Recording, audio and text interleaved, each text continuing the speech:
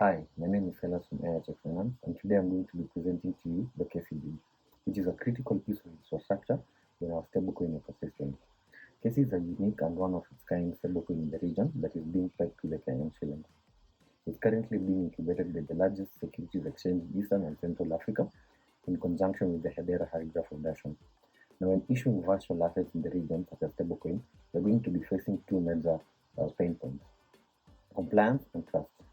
Number one, regulators need to know that every transaction follows strict policy guidelines. And number two, users need to be assured of their safety through transparency. Luckily for us, Chainlink provides three major technologies that we have leveraged to address the issues mentioned. Number one, CCIP for secure cross-chain communication and messaging.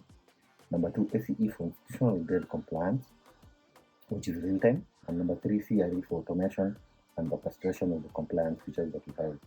Let's have a look at our smart contract architecture.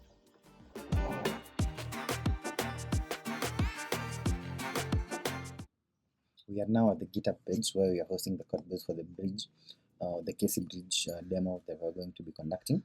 And from the README, you can see that we have a hub and spoke architecture where we are leveraging CRE for automated compliance enforcement. The main contract is the KESY Omni bridge, which is deployable on both the hub and the spoke, serving the lock and burn and mint function. The key thing to note is the WKC contract, which is a policy protected ERC20 token, running obviously the ACE from Chainlink, which acts as the registry and the coordinator. The main policy that I want us to focus on is the reject policy. So the CRE workflow compliance syncs every 5 minutes. So it runs every 5 minutes, gets details of addresses from Hedera Mirror node, what addresses have been blocked, what addresses have been unblocked, which one have been wiped, etc. etc. It then calls the compliance consumer, which then ends up calling the reject policy.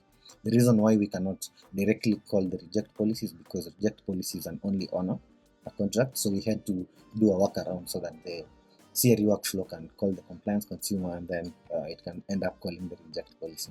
So one thing to note is that bridging takes 15 to 20 minutes. So when this workflow runs every 5 minutes, you can make it 30 seconds for even further security protection, so that by the time the user has the funds in their wallet, the compliance will have already run and it will have already determined whether the user can receive these funds or cannot receive the funds. We'll get to see this in the demo that we are going to do next. Also, we have some good documentation here. You can have a look of how we're using ACE, how we have protected the WKC with ACE as I've mentioned before, and a bunch of other stuff like deploying this on your own. Let us now look at the live demo.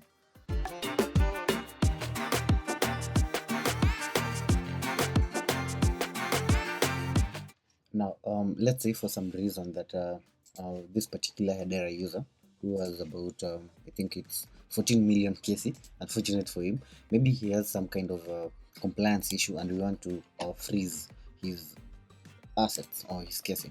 So all we do, we'll come to our admin dashboard and then we'll just say test reasons for freezing. So reasons, and then we'll click freeze account. So this process will basically freeze his KESY on Hedera. However, it presents the challenge that maybe he already has more assets on Sepolia which he might use. So as you can see, I'll just refresh this page so that you can see that his assets are now frozen. However, this action is not translated to Sepolia. For Sepolia to be able to know that this particular user address was blocked or it was frozen, we need the CRE workflow to run, communicate with the compliance consumer contract, which we'll call the reject policy contract, which will then update our policy engine saying that, hey, this address is no longer allowed to transact.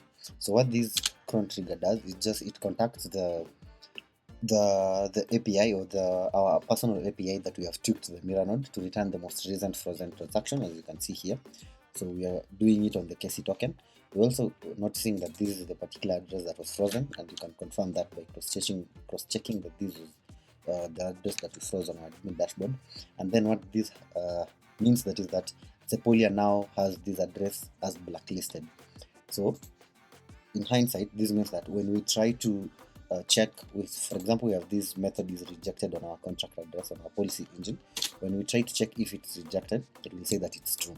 And to further confirm, when you try to send funds, when we try to send KESY to this particular address, which we have blocked via policy engine, you will see that it will revert, and the reason for reversion will be addresses on reject list. So basically, we have frozen both on the Hedera and on the Sepolia side.